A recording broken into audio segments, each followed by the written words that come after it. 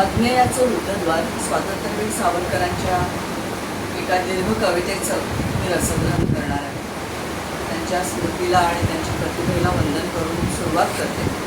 कविता 8 कडव्यांची आहे, म्हणून आधी कविता वाचून दाखवते, तर थेट रसग्रहणालाच सुरुवात करते. स्वातंत्र्यवीर सावरकर मानवी अस्तित्वाचा एक प्रगल्भ आविष्कार.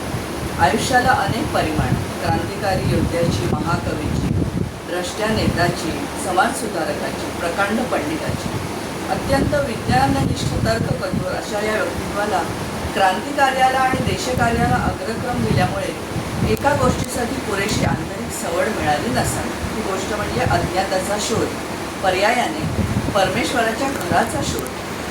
अंधाऱ्या अरण्य मार्गावरून जावं, हातातल्या विजेरीखाली फक्त पावलांखालची वाट तेवढी उजळत असावी, अशी आपल्या आकलनशक्तीची गत असते. हे भोवतालात काय घडतं, ते का घडतं, या घटनाक्रमात नियती आणि निर्णयांचं नेमकं नातं कोणतं, कर्मविपाक ते कसले, पापपुण्यांचा प्रकार काय, मी कोण आहे, का आहे, परमेश्वर कोण, तोही का आहे, तो कुठे आहे, तू कुठे आहेस, तुला शोधायचं आहे. अज्ञेयाचं रुद्धद्वार म्हणजे अज्ञाताचा बंद दरवाजा. इथे या कवितेत आपल्याला भेटतात विशुद्ध कवी भूमिकेतले सावरकर. प्रदीर्घ 8 कडव्यामध्ये ते त्याच्याशी म्हणजे ईश्वराशी संवाद करत आहेत, तक्रार करत आहेत. या क्षणी त्या आयुष्याच्या कोलाहलाला विसरले आहेत. आता फक्त ते आहेत आणि तो अज्ञात विश्वनियंता आहे.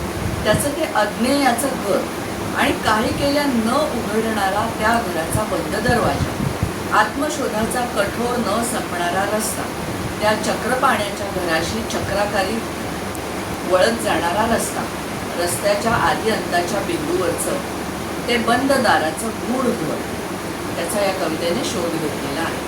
पहिलं कडवं. ज्या घरापासून मार्ग सर्व फुटणारे, येणार घरासी मार्ग त्याची ते सारे, ऐकोनी तुझ्या भाटांच्या, गप्पांसी गोड त्या त्यांच्या, व्यापासी विसावा माझ्या, जीवास घरी येतो मजा, कोठावीत थकलो अजून नुघडती बारे, आतून तुझी ती बंद सदोदित दारे. काहीसे थकून त्रासून आणि तरीही आशेच्या आसावल्या सुरात परमेश्वराचा हा प्रियपुत्र त्याला शोधतोय, म्हणतोय की तुझ्याच घरातून निघून शेवटी तुझ्याच घरी परतायचं असतं. असंच तर आजवर तुझ्या भातांच्या गप्पांमध्ये ऐकत आलो. भाळलो त्या गप्पांवर, आसावलो की माझ्या व्यापांमधून मला विसावा मिळेल तो त्या तुझ्या घरीच. पण ही कसली तुझी? दार वाजवून थकलो तरी ते दार आतून घट्ट बंदच आहे, किलकिलं सुद्धा झालं नाही. सावरकरच ते परमेश्वरालाही थोडं खडसावत आहे. त्याच्या अस्तित्वाची ग्वाही देणाऱ्या भक्तांना चक्क भाट म्हणतात आणि त्या ग्वाहीला गप्पा असं म्हणतात. प्रयत्न करूनही जे सिद्ध होत नाही ते स्वप्नरंजनच नाही का? पण तसं नसावं. हा उपरोधिक स्वर लावतानाच कुठून तरी खोल अंतर्यामातून परमेश्वर आपलं ऐकतो आहे याची जाणीव त्यांना आहे. म्हणून तर या कवितेतला एकतर्फी वाटणारा संवाद खंडित होत नाही. दुसरं कडवं. विस्तीर्ण अनंता भूमी, कवणाही कुणाच्या धामी, कोठावीत बसण्या होईनी, घेईन विसावा लवमी, येईन पुन्हा ना तुझ्या घराची ज्याची रे ही वज्र कठीणशी बंद सदोदित दारे. हे हिंडणं आले या कवितेत. विस्तीर्ण भूमीवर हिंडणं. सावरकरांचं हिंडणं म्हणजे एका आयुष्याची महाभ्रमण गाथा. ही विशाल पृथ्वी मी खूप हिंडलो असं म्हणण्याचा अधिकार त्यांना नाही तर कोणाला असणार. आणि ते हिंडणंही किती भयंकर परिस्थितींनी व्याप्त होतं. नाशिकात जन्म, पुण्यात महाविद्यालयीन शिक्षण, लंडनला बॅरिस्टरी शिकण्यासाठी क्रांतीच्या हेतूने प्रयाण, अटक, मार्सेलिसची ती प्रसिद्ध समुद्रात घेतलेली बुडी, फ्रान्सला अटक, पुढे अंदमान, नंतर बंगाल आणि रत्नागिरीमधली नजरकैद, अंतिम वर्ष मुंबई. अशा या अफाट अचाट हिंडण्यात कवीच्या अस्तित्व केंद्रात परमेश्वराच्या शोधाची तीव्र प्रेरणा सातत्याने निर्माण झाली. कुठे आहे तो या दृश्यांच्या अनुभवांच्या पसाऱ्यात? ही एवढी विशाल विराट पृथ्वी मी खूप हिंडून पाहिली रे माझ्या ज्वलत जहाल जगण्याच्या अवकाशात. किती का थकवा प्रवास आणि दिशांचं अज्ञान असो तुझं घर शोधून काढण्यात, पण तुझ्याच घरी ये. त्याची वज्र कठीण दारं ठोठावत राहील, कारण मला विसावा देण्याची क्षमता दुसऱ्या कशातही आणि कुणातही नाही. आता तिसरं कडवं. ज्या गाती कथा राजांच्या, सोनेरी राजवाड्यांच्या, मी पथे पुराणज्ञांच्या जावया घरात त्यांच्या चाललो युगांच्या क्रोशशिला गणितारे तो पथा अंती घर एक तुझे ते सारे. इथे सावरकरांमधला तर्कनिष्ठ विज्ञाननिष्ठ आस्तिक अद्भुत रसाने भरलेल्या पुराण कथांमध्ये विखुरलेल्या ईश्वर तत्वाचा शोध घेतो आहे.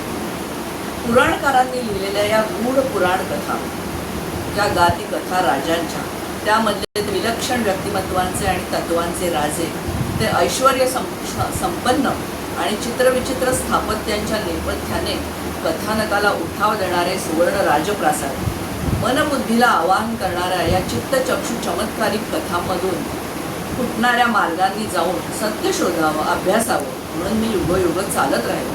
आणि काय आश्चर्य, प्रत्येक पुराण कथेच्या विविध विचित्रार्थांनी सळसळणाऱ्या अंधाऱ्या अरण्य मार्गाच्या शेवटी तुझं तेच एक घर उभं असलेलं मला दिसलं. त्या साऱ्या पौराणिक विचारवाटा मला पुन्हा पुन्हा तुझ्या बंद दारापर्यंत फक्त आणत राहील. चौथं कडवं. तुंदुभी नगारे शृंगे, गरजती ध्वनीचे दंगे, क्रांतीचे वीर रणरंगे, बेभान नाचती नंगे, मी जात मिसळून त्यात त्या पथे जोरे, अंतास उभे घर तेच तुझे सामोरे. आता कवी स्वानुभवाकडे येत आहे. ही एक बेभान महायात्रा निघाली आहे. रणवाद्य गरजत आहे, रक्त उकळले, वीररसानं वातावरण भारलेलं आहे. तळ हातावर शीर घेतलेले हे क्रांतीवीर भौतिकाची ऐहिक लाभाची शुद्ध सोडून नंगे होऊन मिरवणुकीत नाचतायत. माझंही रक्त तापलंय. मीही या रौद्र नृत्यात सामील होऊन त्यांच्याबरोबर जातो तर काय. रस्त्याच्या शेवटी तुझं तेच घर दिसतं, बंद दाराचं. अटळपणे मी पुन्हा तिथेच पोचलो आहे. सावरकरांनी अगदी अल्प वयापासून घेतलेला क्रांतीचा वसा पुढे ऐन तारुण्यात भरा बहरायला आला, तो या कळव्यामध्ये प्रतिबिंबित झाला आहे. क्रांती हा सावरकरांचा निधीध्यास Mazzini, Lenin, Kemal Pasha, Rasbihari Bose, Subhashchandra, Madanlal Dhingra, madam Cama, रक्तरंजित वारीच्या या धीरवीर वारकऱ्यांची नावं सावरकर चरित्रात गुंफलेली आहेत. सावरकरांचं अध्यात्म त्यांच्या जीवनापेक्षा वेगळं कसं असेल. या राष्ट्रप्रेमाच्या बेहोश वारीत त्यांना त्यांचं अज्ञेय चुटपुटतं गवसलं आहे. परमेश्वर जाणवून जातो आहे. कोठून आणखी कोठे चिंताल किमपि करिता ते, ही मिरवणूक जी माते नटून थटून या वाटे, ये रिघुटीत तो नाच नाचता मारे, पथ शिरे स्मशाने जात तुझे ते घर रे. आता अगदी वेगळं वळण घेते ही कविता. कवीने आता विश्लेषण करणं सोडून दिलं. मी नाही चिंता करत कुठून कुठे का जात असेल. या जीवनाच्या दोघस महायात्रेत मी नटून थटून सामील होईल. धुंद नाचत क्लेशदायक प्रश्न विसरण्याची नशा करेल. असं म्हटलं तर तो काय, मिरवणुकीचा रस्ता चक्क स्मशानात पोचला आणि जिथे मला दिसलं तेच ते तुझं चिरपरिचित घर आणि त्याची बंद दारे. शेवटी प्रत्येकाची आणि समस्तांची ही रंगीबेरंगी महायात्रा स्मशानात संपते. तिथे सगळे सोयरे निरोप घेतात. प्रियतम देहाची माती झालेली असते. सोबत शिल्लक राहते फक्त परमेश्वराच्या अस्तित्वाची जाणीव. अगदी भल्या भल्यांनाही तो लबाड परमेश्वर जन्ममृत्यूच्या कोड्याचं उत्तर सांगत नाही, पण त्या स्मशान शांततेत तोच एक सत्य, बाकी सारी भ्रांती ते चरचरून पटतं.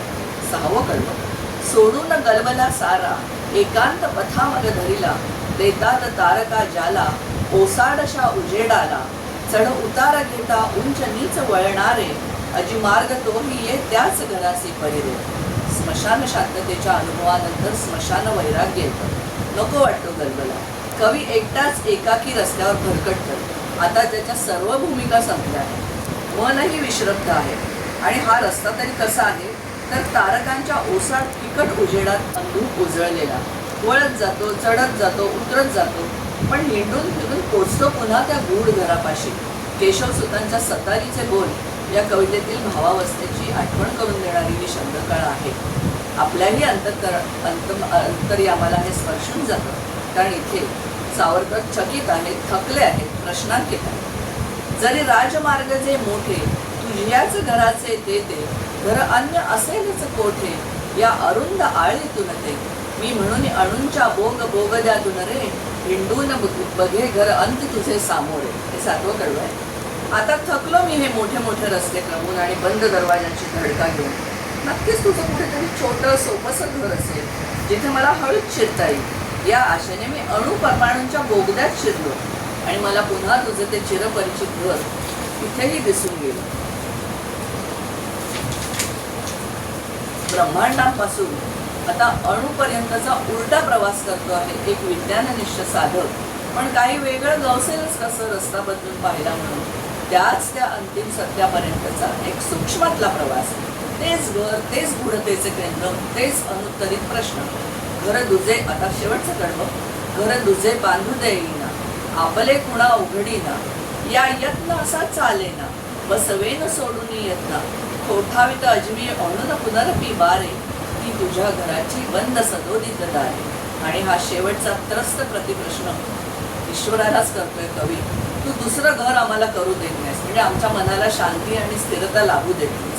तऱ्हेने तुझ्यापर्यंतच घेऊन येतोस, पण स्वतःच्या रहस्याची बंद दारही उघडत नाहीस. काहीच उपाय चालत नाही, पण ही मूळ अस्वस्थता स्वस्थही बसू देत नाही. काय करू? एकच करतो, तुझ्या घराची बंद दारं ठोठावत बसतो झालं.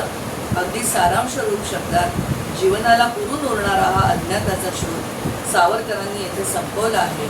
ते स्वतः सत्यान्वेषी असल्याने अंतिम सत्य आपल्याला गवसलं आहे असा खोटा अभिनिवेश नाही, पण हरल्याची भावनाही नाही. शोध चालूच आहे जोपर्यंत श्वास चालूच आहे. प्रायोपवेशन करून जीवनयात्रा संपवताना या संन्यस्त सेनानीसाठी उघडलं असेल का ते गूढदार? नक्कीच. त्याशिवाय शेवटपर्यंत टिकलेलं एवढं निर्मोही धैर्य कुठून येणार?